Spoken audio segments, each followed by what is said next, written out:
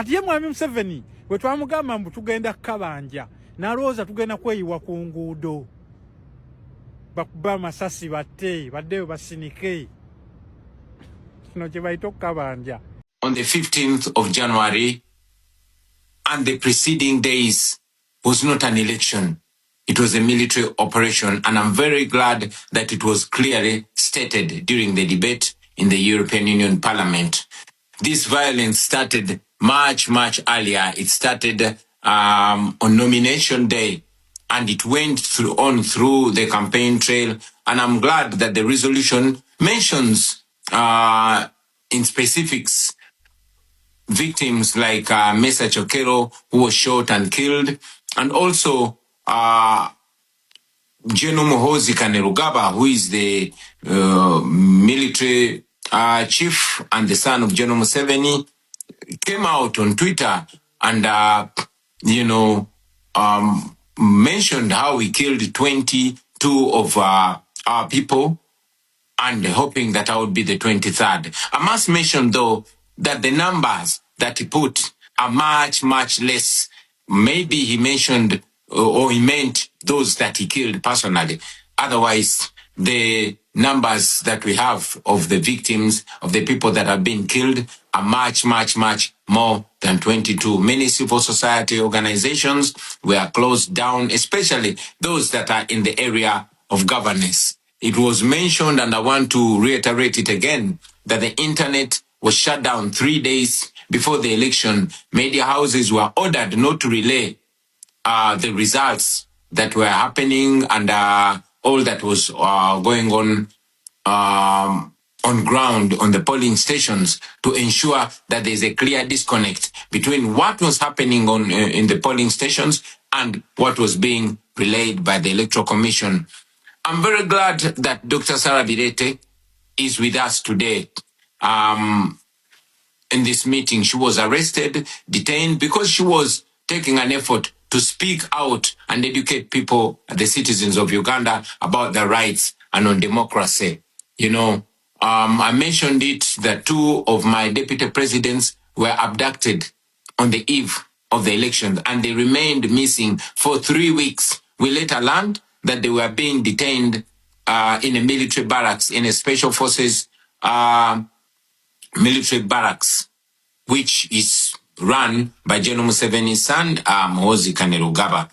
Most of our coordinators were arrested, were picked and detained. Some are still in detention, while some were dropped off. These also included officials from our election management committee. So what Mr. Byabakama, the chairperson of the Electoral Commission, relayed was actually completely different from what happened on the grounds. The law requires that there must be, coordination in the tallying of the results. That did not happen. The candidates were not given copies of declaration of result forms, and the Electoral Commission simply declared numbers that it did not justify where they were coming from. As we speak, we are still demanding that the Electoral Commission uploads the declaration forms so that the nation can be able to follow in transparency, so we can be able to compare the evidence that we have, the declaration of result forms that we have, to what was paraded by the Electoral Commission. But up to now, they have not uploaded the results on the internet like it's supposed to be. Somebody may ask, why then didn't we go to court? But we've mentioned it again, that institutions in Uganda have all been destroyed, and including the judiciary. The manner of appointment of the Chief Justice recently is evidence to that. The Chief Justice was sworn in General Museveni's farm. So that and many other reasons cause us not to have, trust in the judiciary in Uganda.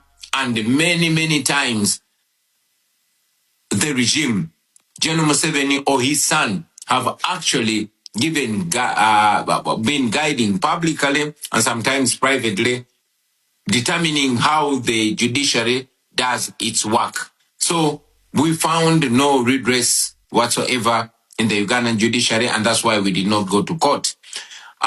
We have presented some asks which I want to reiterate here.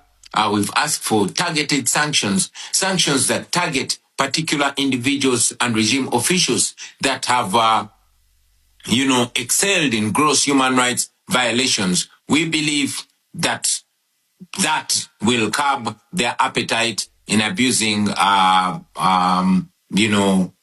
human rights, in undermining democracy, and to ensure that there's accountability for their crimes against humanity.